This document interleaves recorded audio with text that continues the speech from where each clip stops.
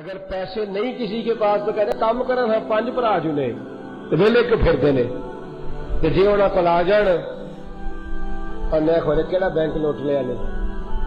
نوی motor cycle کڑائی پھرتے نے کسی حوالے سے بھی ہم راضی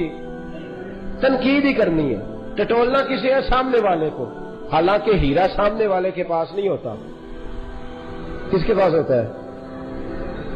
ہیرا ملا رومی نے لکھا ہے نا مشہور واقعہ ہے آپ نے سنا ہوگا ایک بصرے سے ایک تاجر جو تھا وہ ہیرا خرید رہا تھا تاجر تھا مصر کا اور بصرے کے بازار سے ہیرا خریدا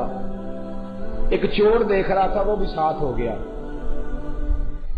اس نے دیکھا کہ تاجر سے پوچھتا السلام علیکم وعلیکم السلام کدھر جانا ہے میں نے بصرہ جانا ہے تو کہنے لگا میں نے مصر جانا ہے تو کہنے لگا میں بھی مصری ہوں چلے کٹھے سفر کریں گے دیکھ لیا نا اس نے ہیرا خریدتے پر جو ہیرے والے ہوتے ہیں انہیں سنبھالنے کے طریقے بھی آتے ہیں جو ہیرے والے ہوتے ہیں ان کو سنبھالنے کے طریقے بھی یاد رکھنا ہو صحیح کسی کے پاس ہیرا اسے مجھے ایک شخص کہنے لگا فلانے آدمی کو مشورہ دے میں کہ نہیں ان کو پیسے نہیں انہوں نے مشورے دی لوڑ کوئی نہ جب دولت آتی ہے تو عقل بھی جی خود بخود جنہیں گھر دانے انہوں نے کملے بھی سیانے یہ تو بھائی کسی کو مشورہ لیتا ہے مشورہ تو غریب لوگ لیتے ہیں ماتڑ لوگ تھوڑا بھی وہ تو دیتا ہے 5-7 مشورے کہتا ہے ایسے کرے ویسے کرے یہ کریں وہ کریں تو کہا سنبھالنا بھی اسے آتا تھا کہنے لگا میں نے بھی مصر ہی جانا چلو کٹھے چلتے ہیں سفر ہونے لگا اب وہ کیا کرتا چور ٹائم پہ ہی سو جاتا اور وہ تاجر جو تھا جوہری جو تھا وہ دیر سے سوتا کہتا ہے جب وہ سو جاتا تو میں اس کی جیبیں ٹٹولتا پر مجھے ہیرا نہ ملتا سویرے اٹھ کے میں پوچھتا جناب کا ہیرا کدھر ہے تو اپنی جیب سے نکال کے کہتا ہیرا تو میرے پاس ہے میں بڑا پریشان ہوتا کہ ساری رات تو میں ڈھونڈتا رہا ملا نہیں اگلی رات پھر سوئے تو کہتا وہ رات کا وقت ہوا وہ میں پہلے سو گیا چور کہتا پہلے سو گیا تاجر بعد میں سویا ابھی اس کی آنکھ لگی تھی کہ میں اٹھ بیٹھا اور میں ڈھونڈنے لگا لیکن مجھے ملا کوئی نہیں کہتا میں ڈھونڈتا رہا سویرے اٹھ کے پوچھا جناب خیر خیریت تو ہے نا مال سارا چیک کر لیا ہے اگلے سفر پہ چلے اس نے جیب سے نکال کے کہا ایک ہیرا ہی تو ہے وہ میں نے سنبھال کے رکھا ہوا ہے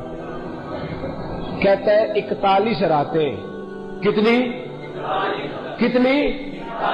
41 راتیں روز رات کو میں ہیرا ڈھونڈتا رہا پر مجھے ملا مصر کا بازار آ گیا شہر آ گیا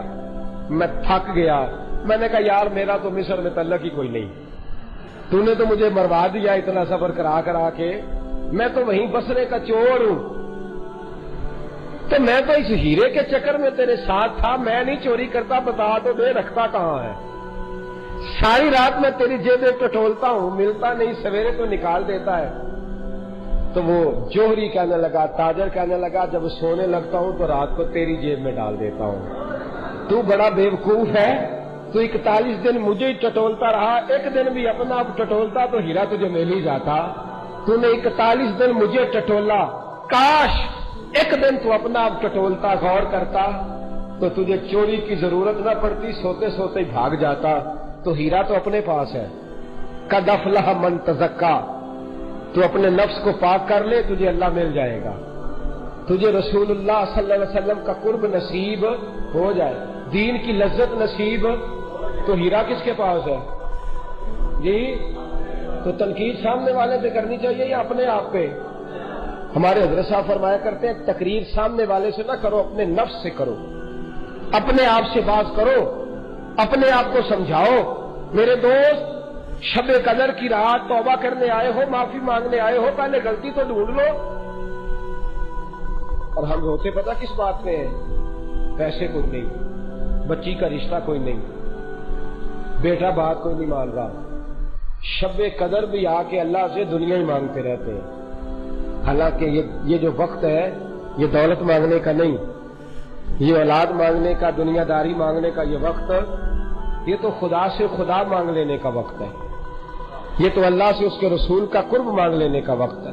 یہ تو ہمیشہ کے لیے ہدایت مانگ لینے کا وقت ہے یہ تو کھری اور سچی توبہ کی توفیق مانگ لینے کا وقت ہے۔ تو دوستو توبہ مانگے، توفیق ہدایت مانگے، اللہ سے اس کا کرم مانگے، اللہ سے اس کا فضل مانگے۔ تو آج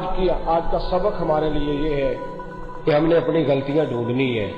ہیرا ڈھونڈنا ہے، سامنے والے کے پاس نہیں ملے گا۔